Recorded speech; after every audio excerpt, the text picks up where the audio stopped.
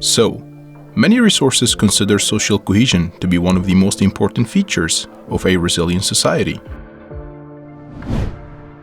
But first, what do we mean by social cohesion? Is it the willingness of society members to help one another in order to survive and prosper? Or it is about forming bonds and establishing a sense of belonging within the community, despite all the differences? Is it centered on the common good and community building? Is social cohesion about trust? Equality? Or maybe it is peace building? And the answer to everything that has been mentioned before is yes.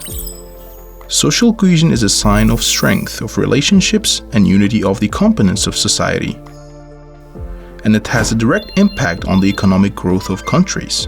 By mitigating the disparity in the distribution of wealth and the income of individuals, and by involving the various components of decision making, social cohesion is consolidated.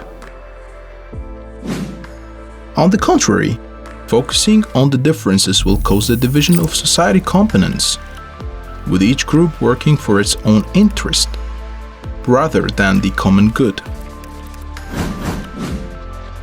That is why society members must understand the importance of laying the groundwork for coexistence and shared values.